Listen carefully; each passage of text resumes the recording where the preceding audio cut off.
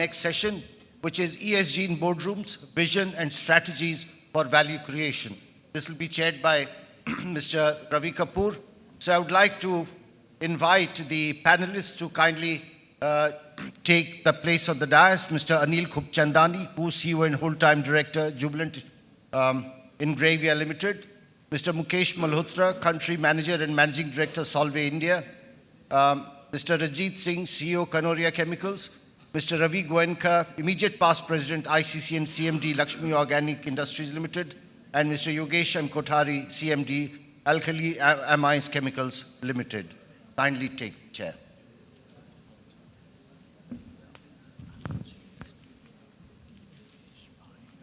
Mr. Ravi Kapoor is just going to join in because of his now two hats, both in domestic in India and abroad. So he was trying to catch up, so he's join in. And I'll take this opportunity to introduce, as you can see, even on your, we have there in the Conclave book, we have all the detailed biodata. Mr. Anil Chandani, chemical engineer from IIT BHU Varanasi, business management program from IIM Kolkata. As a co-CEO and whole-time director of Jubilant Ingravia Limited, Anil heads business and specialty chemical products which are used in various industries globally like pharmaceuticals, agrochemicals, personal care, paint industries, and many such industries. He also spearheads several functions including operations, research and development, and new products. Mr. Mukesh Malhotra oversees Solvay's operations in India. He's an SRCC alumnus and CA by profession. Mukesh has over 37 years of experience working with multinationals across the globe. He has been associated with Solvay since 2010 and is credited with growing its footprint organically and inorganically and established Solvay's engineering plastic business, which is now part of ESF. So obviously they saw value in it and took it over. Then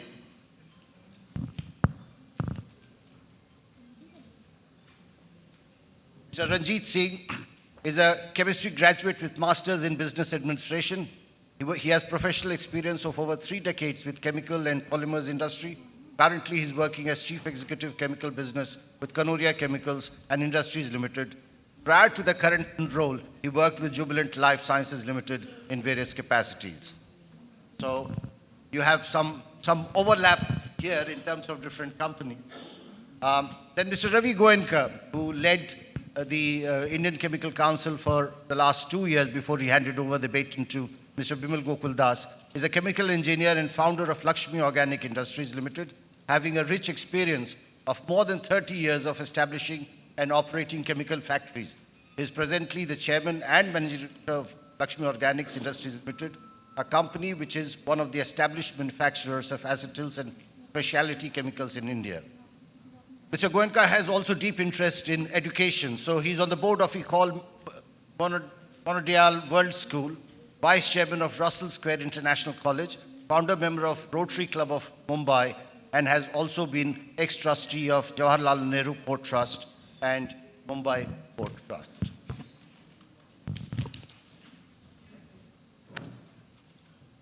Mr. Yogesh Kothari has also been a past president of Indian Chemical Council and is chairman and managing director of Alkyl Amines Chemical Limited, which he founded in 1979.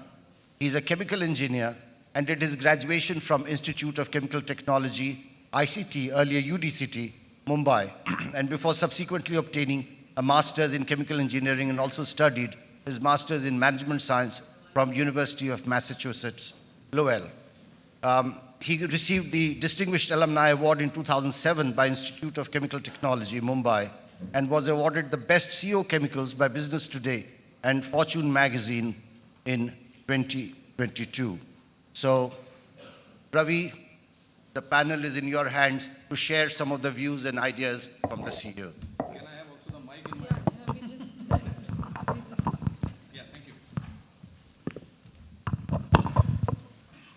So with the permission of the audience, I think we would do a kind of a seated, if you all agree and allow us, instead of putting time on, getting up, going there and coming back.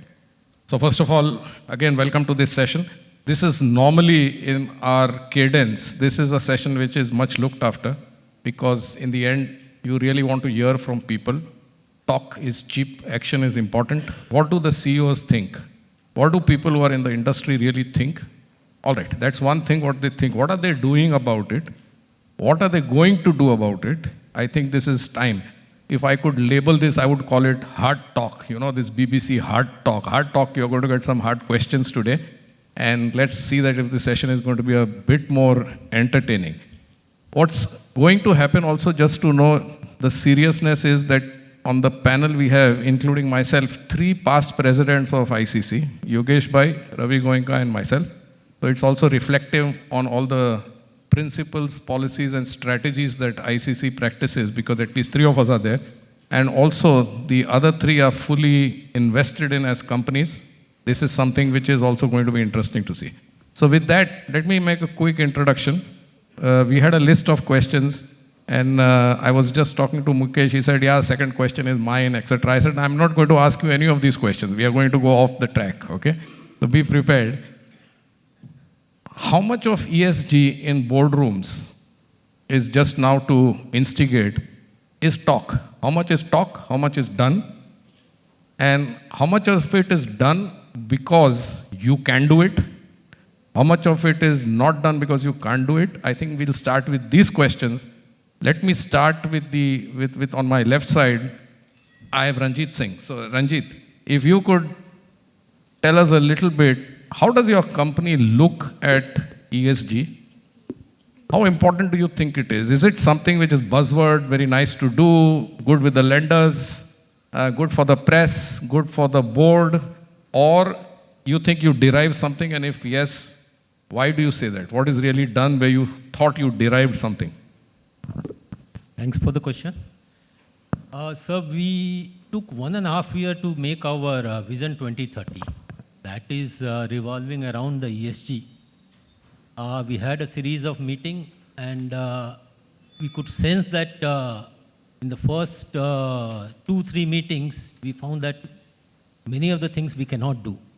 The direction was given that it should not be out of sight. It would be like a bit out of reach, but it should not be out of sight, otherwise it will be a piece of paper. It took us 1.5 years. And we made our Vision 2030 at Kanuria Chemical. And it has got a lot of things which we feel that we can do it. There are some things for which we need to take 1.5 years to acquire, like technology kind of thing. A few things like low-hanging, we did that in last 1 year. Like proudly, I can say that multi-location, multi-product company, today we are not burning any kg of the coal. So that is our kind of achievement. We are also supporting some of the neighborhood companies in developing sustainability. So from boardroom, it's very clear that we have to do it. It may take a little longer, but we need to decarbonize our core products. And at the same time, we will not allow any new product which is not sustainable. Thank you, sir. Yeah, thank you. So you are going to zero coal. That's one initiative. Is there anything else besides that you're doing? Second thing is that 10% reduction in our carbon emission, be in terms of steam or in terms of power. So that we have to achieve it by March 23. And we are ahead of our schedule. So we'll do it. Thank you. Okay, thank you. If I can just go to Ravi Goenka. So Ravi has had a very successful, I think they went public, very successful issue, company doing great. He's a friend, so I hesitate to say that also I think one of the best entrepreneurs in our industry. So would be very interesting because he comes, and if I can be even little impolite, he's a top quality Marwadi entrepreneur. So we would be very happy to hear from somebody like him how he sees this. If there is a paradigm change in the approach from before, how does he look at ESG? What kind of practices, what kind of strategy? Thank you very much, Ravi, for having me on this panel. And it's more like coffee with Karan, water with Ravi. Okay. So it's more like coffee with Karan and like water with Ravi Kapoor. But don't roast us too much. The truth is that ESG has become a buzzword today, and rightly so. We are all doing our bit. But again, I think like Lakshmi Organic probably is one of the few companies that has hydroelectric power as a captive unit. We have, of course, solar, wind, and these are the few things that we do where we find challenges, like you said. Most of us work in continuous plants, 4 shifts, and we don't get women to work in the shifts, and that is where 70% of our workforce is. So we are a bit restrained over there.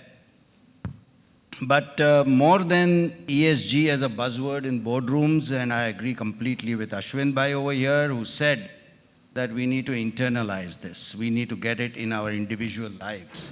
And I think what is more important is, are we really frugal about using water? Are we frugal about using electricity? Are we actually wearing seat belts when we are in the back seat of a car?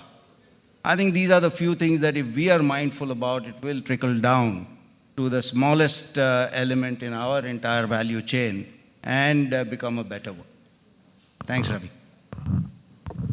Ravi, do you consider in your priorities, if you get up in the morning, we are all passionate about our business. I think this audience would be interested to know, and I would be interested to know. If you have priorities when you get up every morning, and when we are all excited to go to work because that's how we are, how important, where on this list of priorities does ESG figure in, So for me, priority number 1, probably, and 2 is safety.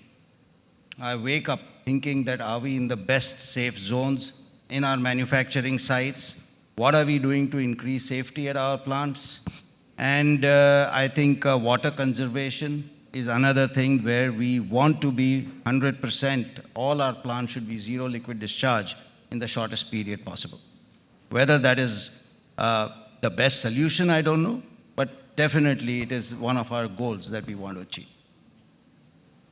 Yeah, and just to inform, I think if it's useful, I think we did collaborate on a project. I think Lakshmi has already installed a zero liquid discharge plant with technology which is absolutely excellent, low temperature evaporation. And I think this is, Ravi, I think an extension of this discussion. Let me now go to Mukesh. Mukesh represents the, I won't say the other end, but the multinational end of this chemical industry. And he comes from company Solvay. Solvay would have its certain standards.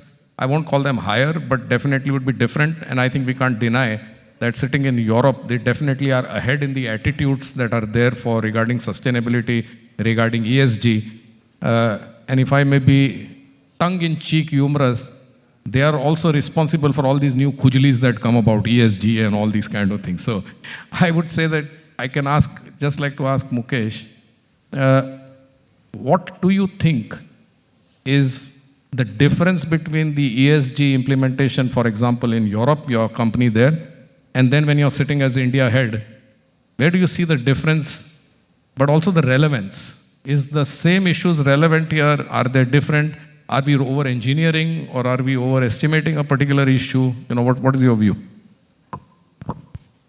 Thank you, Ravi. First of all, thank you for inviting me to this panel. You're right, there is a different, and the khujli for us started about 7-8 years ago in Europe. Of course, what we are discussing here, it's become buzzword today, but I think this was recognized much earlier. We actually redefined our purpose about 3 years ago, and Bimal had mentioned in the morning about creating value for shareholders. And in our purpose statement, we changed that. It's now creating sustainable value, not for shareholders, not for stakeholders. The word used is all. So it's basically the whole community at a large. So I think that's one big difference, that the recognition of the need came in much earlier than what's happening here today. The need is the same because we all are human beings, right? And the other difference is, I think, we bit advanced in action. I think about 3 or 4 years ago, we've taken specific targets. I think we all know what gets measured gets done. So we have defined targets for ESG in 9 different areas, actually. 3 of them covering climate, 3 on resource utilization, 3 on better life. So just to give an example, gas house reduction, we're going to be carbon neutral for our major business, which is soda ash, which is very energy intensive, by 2050. Rest of all businesses would be carbon neutral by 2040. As I speak, we have about 40 transition projects under progress across the globe to reduce our energy footprint and the carbon reduction in carbon. And this is applicable globally, including India. Today in India, we have 30% of our energy already coming through renewable resources. And this has been done over the last couple of years. So in terms of that, I think one big difference is the focus within our company, and I guess with all multinational, is today not on whether it's a need or not, it's on action and results. So we have defined targets, defined methodologies, all new products which we launch, all new projects, any CapEx I have to do, we have a methodology where you get evaluated first on sustainability. And there's a cost, notional cost, which we add to carbon gas emissions. So all those methodologies, anybody who's interested can go to our website. It's called Sustainable Portfolio Management. There are guidelines how we do that, maybe of use to people. But I think that's one big difference between what we see here.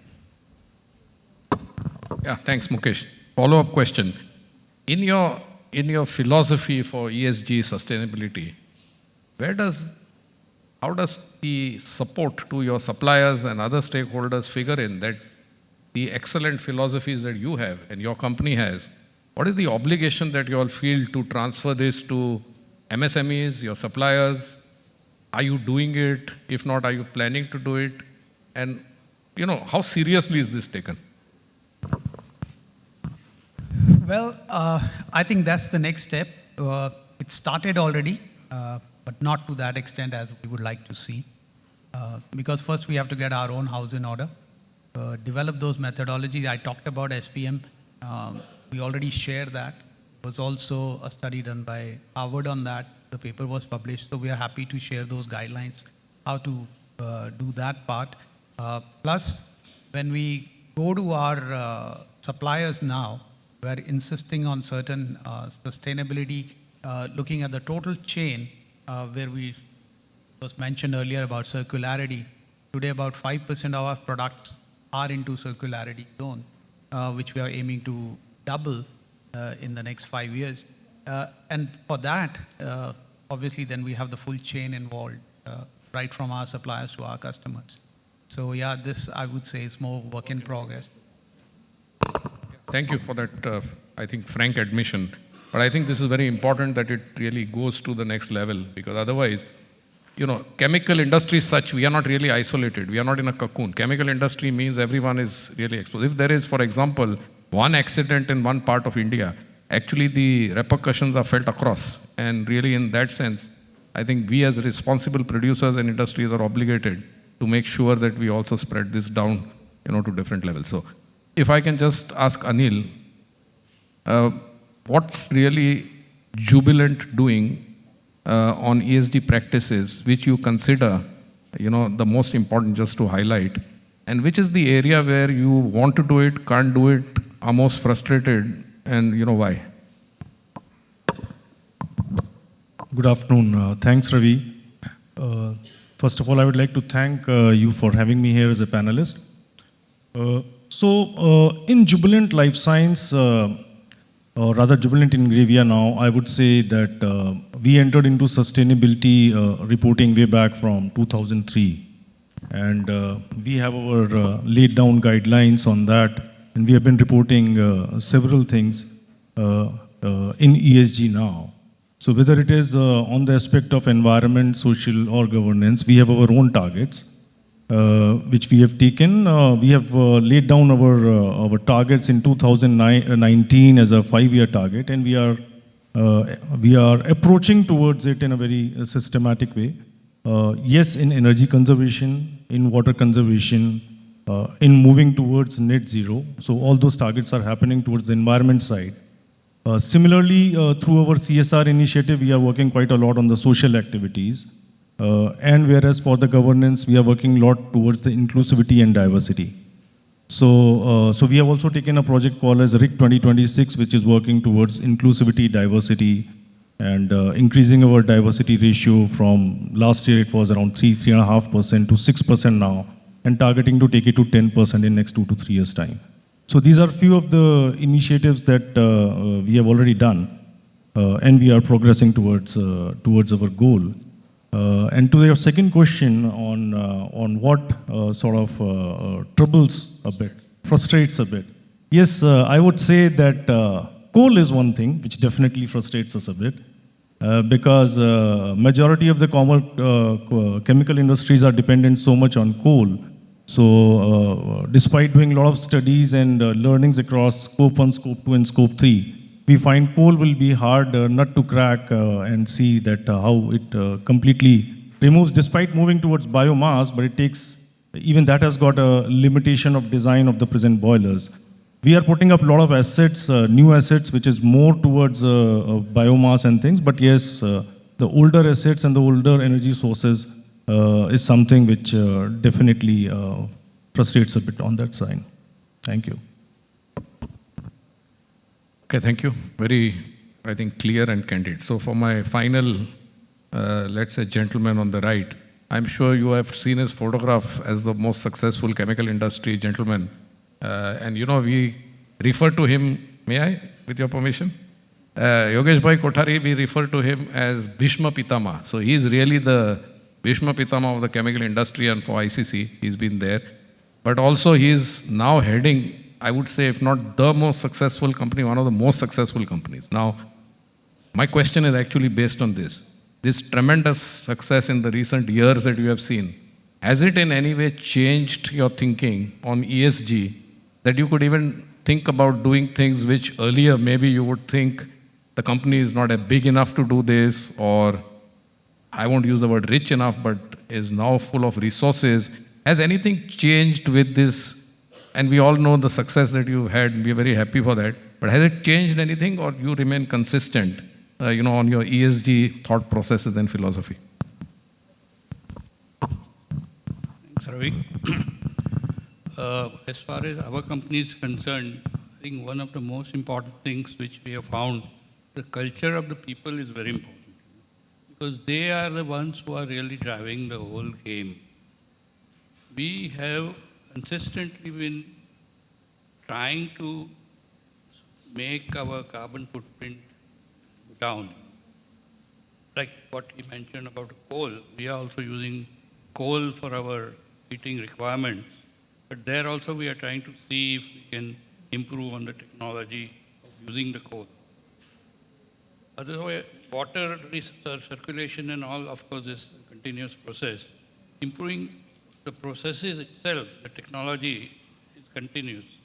We are gaining also out of that.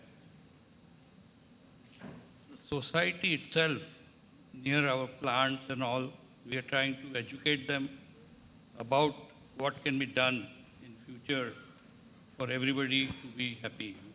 Now, in the end, there are limitations for a chemical company, which all cannot overcome. Now, wherever we can take advice of the right people and try to go on improving on that, that's what we are doing. Thank you, Yogesh Bhai. So I still stick with you for one more question. And because you also have this, strong family financial background, with the bandwidth. How much, and here I'm sure many people would like to know, when you're making investments, either new, greenfield, brownfield, growth, how much of that is tempered by the fact that are you facing institutions, lenders, partners, whether foreign partners or Indian partners, raising ESG as an issue and conditional, acceptance, where do you really look at it? Because globally now, this is almost called like an investment criteria, that if you're not an ESG compliant company to a large extent, then they are not looking at you very favorably. How much of that are you seeing happening in our country or in India? And personally, or your company, have you experienced that?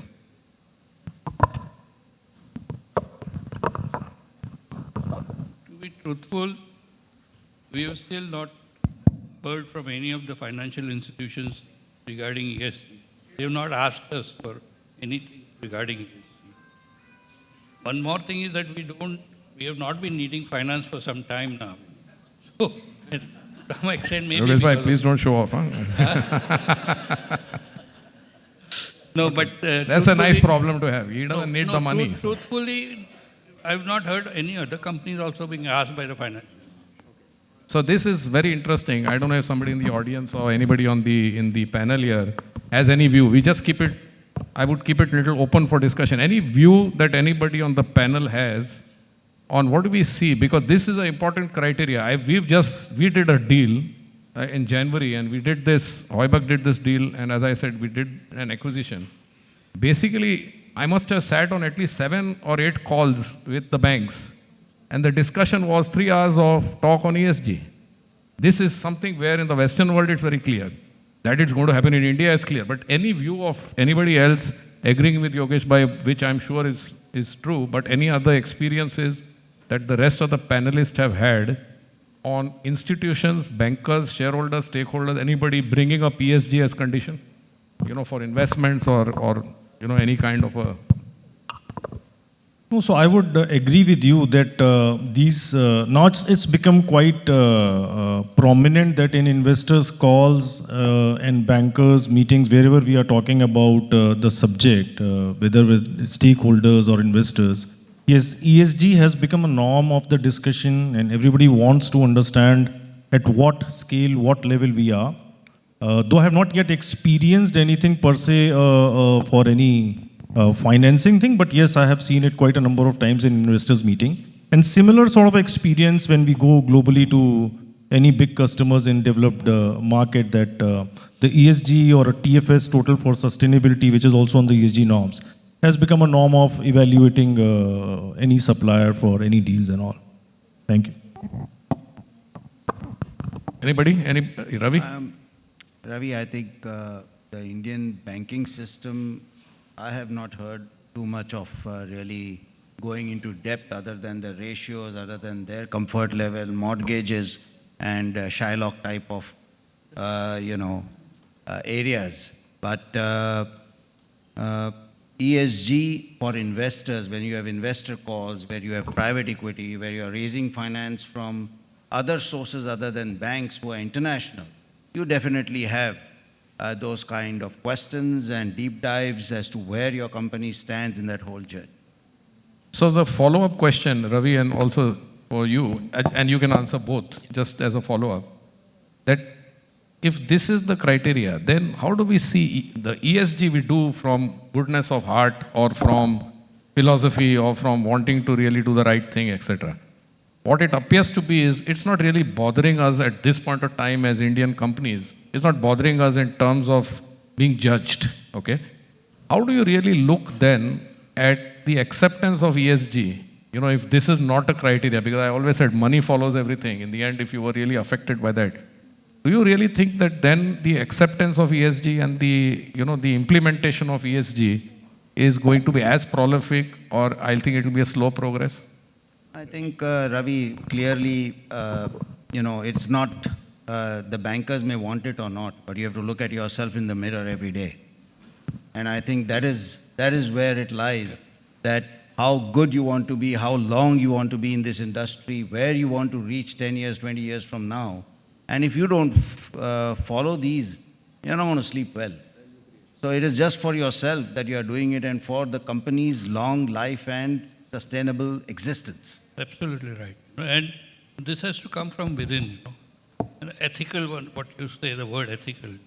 This is something, okay, you might have heard about it in the last 15, 20 years. But far as ICC is concerned, we have started it long time. If you see responsible care, all your things are full of things which are needed in ESG.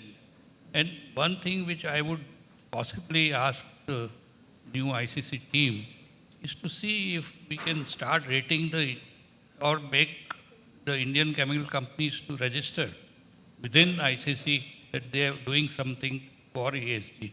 That way it will at least start a ball rolling. I would like to add one example. Like in our case, we are looking for investment in a new product where we are engaging a European investment company. I must accept that the kind of what, how, where, and the kind of transparency and reporting they are looking for is really a tough task for us. And in fact, I must accept that one of the reasons we opted for and work for no carbon coal burning because of them. So their requirement on this is very high. The kind of questions they are asking, I mean, we cannot imagine that. Thank you. Mishraji, just for time hygiene, we are at 1:20 and the time here is 1:30. Are we on the same schedule? This is what you would prefer? You want to stick to schedule? Go a little over because we started late. Okay. All right, not by much. I would just take it open to the audience after we finish, so maybe we get some inputs here. Yeah. So I think we have 10 minutes, and I already have been alleged to, he said, coffee with Karan. So let me try to do a rapid fire. Let's do a rapid fire from left to right. Please tell me quickly, how do you evaluate the performance of your company on ESG, and how much marks you give yourself out of 10, and why? We are beginner. We are beginner in that, and I cannot give more than half of that. I mean, 5 out of 10. 5 out of 10. 5 out of 10. 5 out of 10. Wonderful. Thank you. Okay, good. Ravi? I don't think I can evaluate so quickly on a rapid fire, but I think we have You a long called me. way. You are responsible for the No, title. I'm not getting into that, but I know that we have a lot to learn and a lot to achieve. But I think on a personal basis, what is important is that we all need to just live simply, just to simply live. So I think that's important for me personally. Okay. Mukesh? Well, I think I'll give about 7 just because we have defined targets and we are measuring it, so far exceeding them, but we also make it public. On a quarterly basis, our results are published for everyone. And I think that's a big commitment to the world that, yes, we are not only talking about it, we are doing something, we've taken some goals. You can talk about what the goals are, easy or tough, but nevertheless, Okay. That's my Yeah. Anil? So 10 being a scale for Indian companies, what I'm understanding, not at the global scale, I would rate Jubilant Ingrevia as maybe 6 to 7. Because we are a responsible care certified company, we are a EcoVadis gold rated company. We have been doing sustainability since last 2 decades. We have laid down policies and governance structures. And I would say we are in the direction, yet lot to achieve, but still a lot of culture right from boardroom to the people at shop floor is percolating, which is very visible. So that's the reason I would say. Thanks. I think I will give at least 7. We have started, we have a general manager looking after only ESG. And we have started creating a manual so that each and every department is taken care of.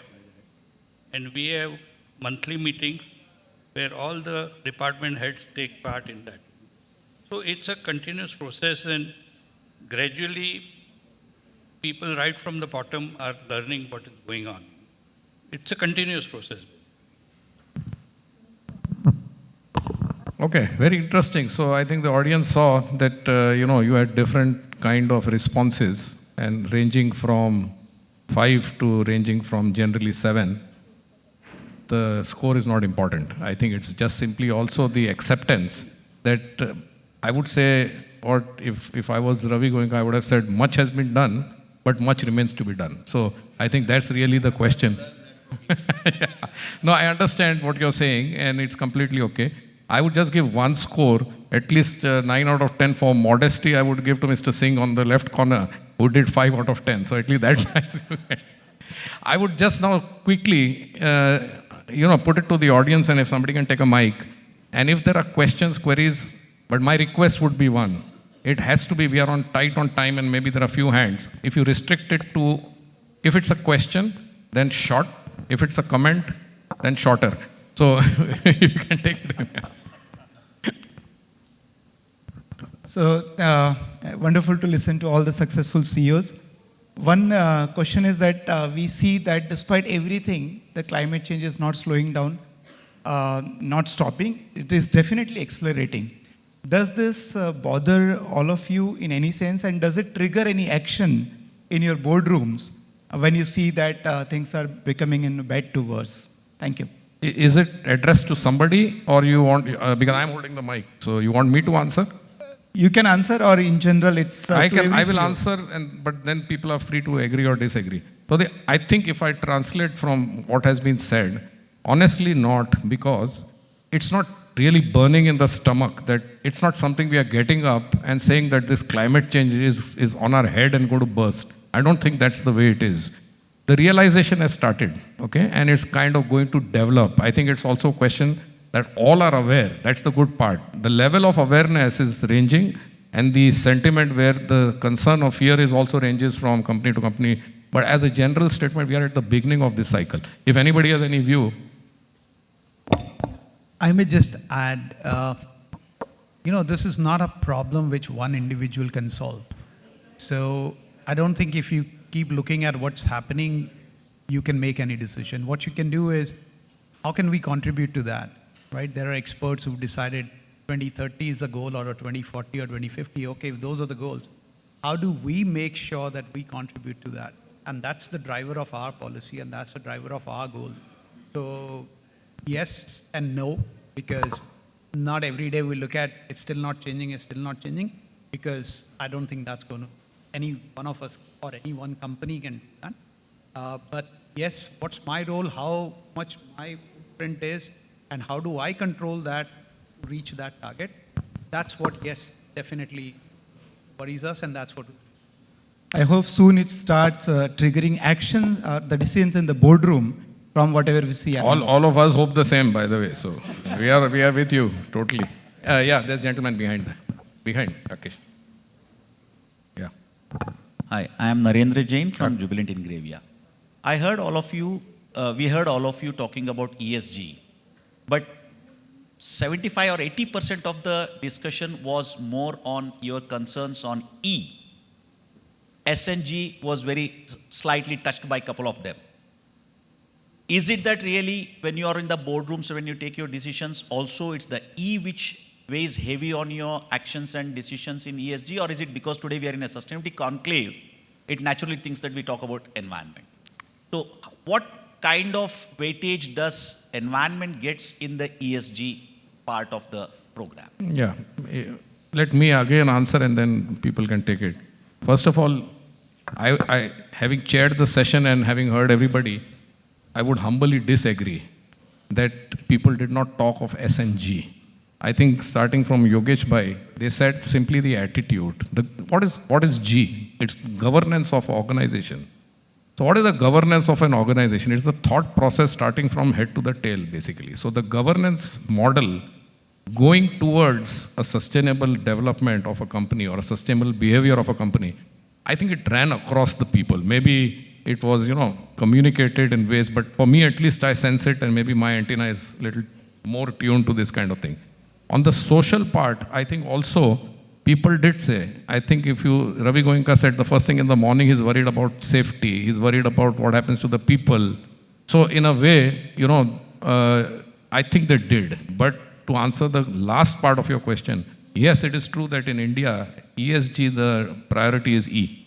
So environmental issues bothers us more because, like they say, you don't take part in the Olympics if you can't walk, So you learn to walk, then you run faster, and then maybe you take part. So we are not at the walk stage, But at least we are at the stage where we want to get our act cleaned on the environmental issues, because even today we have violations. Let's say that very clearly and openly.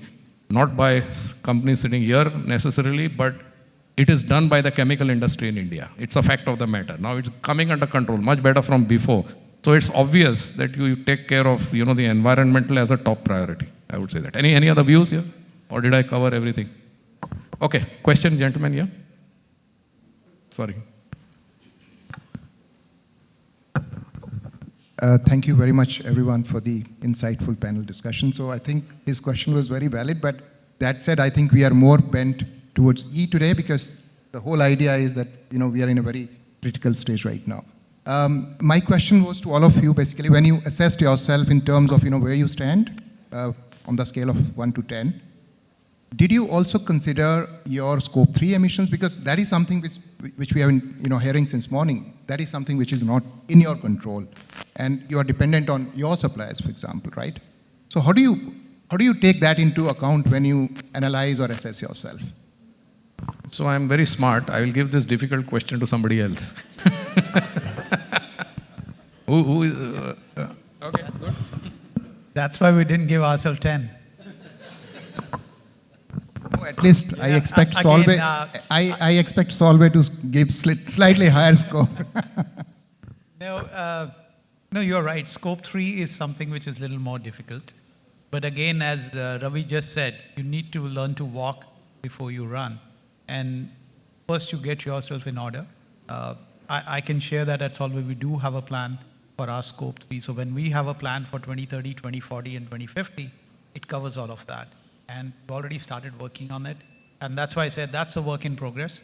But yes, it's very much on mind. Action should follow.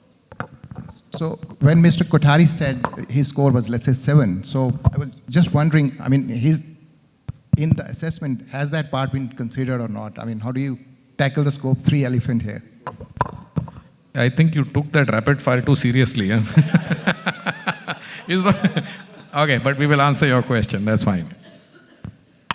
Yeah, for Jubilant Ingrevia, I would say we have all the studies across scope 1, 2, and 3 have been done, but because we are a backward integrated company, and it's more like greener chemistry because we start from molasses. So for us, the biggest thing to address is scope 1 and 2.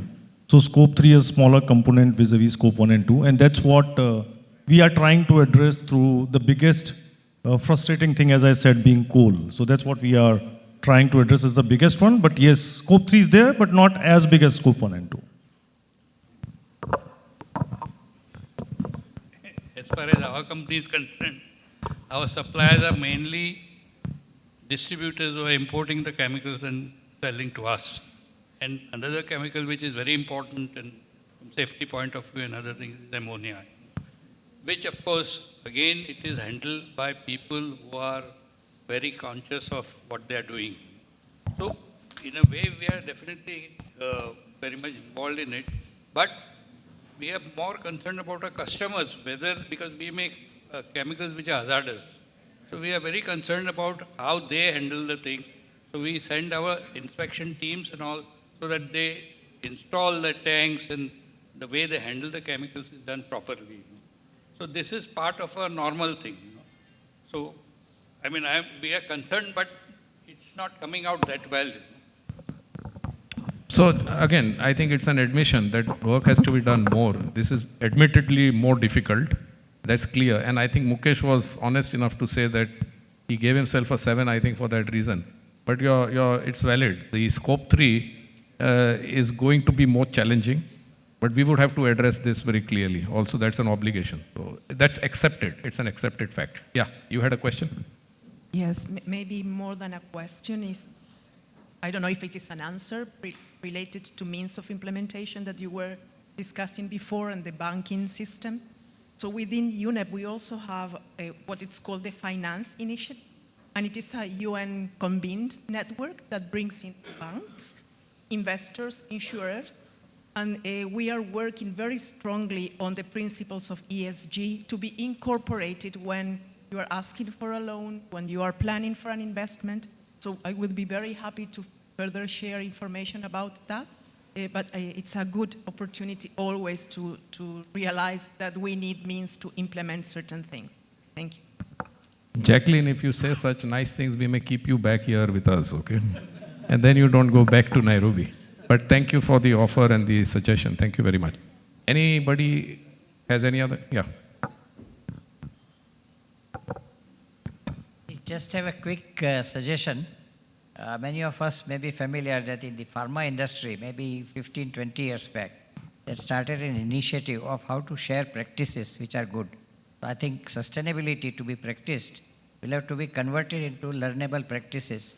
And Lazor, I'm sure many of you are aware, Satish Khanna of Lupin, he had started this. 7 pharma companies came together to exchange, let's say, non-confidential aspects of their business. And I think sustainability belongs to that. We all need to be transparent in how do you achieve that. I think that I completely agree. This is a favorite topic of mine. What happens is, in Indian industry, we generally are habituated to protect intellectual property, and I think non-intellectual property or non-intelligent property as well. So this is really one of the issues, and we then carry it too far. It's almost going paranoid on not sharing anything. So for me, I couldn't agree with you, Ashwin Bhai, that best practices is non-controversial. Best practices have nothing to do with know-how. It's, I think, an obligation. That's why first question I asked Solvay, and I hope he carries it back. If Solvay is a company which has a lot of know-how, Yogesh Bhai has done a lot of work. You yourself, Ashwin Bhai, have done a lot of work. Okay, what is really the obligation you consider on yourself to actually spread it out and share it, whether it's 11 companies or across the industry? And I have to say the track record is generally not very good, because, let me give an example. If there's an accident happening, and there's a case, there's an accident happening, the CEO was a friend of mine. I said, will you share best practices, what happened? Because 2 people died. This was rubber lining in a vessel, and this is very typical that they do the rubber lining, don't do the safe practices, they enter it in, and then they are gassed. And would you share what exactly happened? And this was actually not rubber lining, but the tile lining, acid tile lining. And actually, it's just simply saying, no, I'm not going to do it for 2 reasons. One is, if I share it, even on confidential basis, this gets out that this happened in my plant, okay? And that's a worry. The second is, I simply don't want, in Hindi, any panga. I don't want to take any panga. I don't want to do anything which can then jeopardize my name. So I fully agree, we need to share this, and in a very, very active way, and ICC should do it. I think we have a young, energetic, handsome president who will definitely take this up, I think. So we may request him to do that. That's it? Rakesh? One more? Okay. Yeah, small comment and then a question. The comment, I guess the perspective from our end, we provide transaction advisory service to hundreds of deals across the world, including dozens in India every year. And in our estimation, it could, of course, be because sustainability advisory is the only thing we do. Investors, the multilateral institutions, development finance, private equity, or corporates for that matter, every single one of them comes to us to understand the target's sustainability performance. That covers, encompasses environment, social, the governance of that, impact on communities, biodiversity, GHG, the whole 9 yards, basically. So if Indian financial institutions are not very curious or not interested in knowing about companies' performance, the question for the panelists, for all of you over here, is what about your customers, people you supply to, as well as the insurers of your business? Are they interested in knowing about the risks, the sustainability risks? Yeah, good question. But I think, when I asked the question, it kind of got covered, because I said all stakeholders like insurance companies. But Yogesh Bhai, you have a comment? You want to say even TUV is doing similar services, and we are getting ourselves certified by them for what we are doing on ESG. Okay, if we are done, then I think we are well in time, 7 minutes over. And with the last, on a lighter note, I think ERM has sponsored, this event, and we are very appreciative and thankful. And they are very subtle, and it was very nice where I think you made a nice comment that you do so many of them all across the world, the audits. So I think if anybody has any business to give him, we would appreciate that. Thank you very much. Yeah. With that, I think thank you for being a very nice audience, attentive audience. I hope you enjoyed this session. And even though I was called by names which I should not have by my good friend, But I think I at least enjoyed the session. Thank you. Thank you very much. I think, as we all understand, sustainability is a journey, and we continue that journey. And as a token of our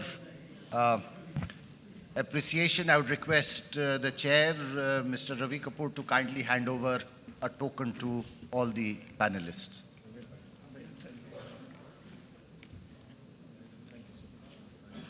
Thank you for coming. Thank you for participating.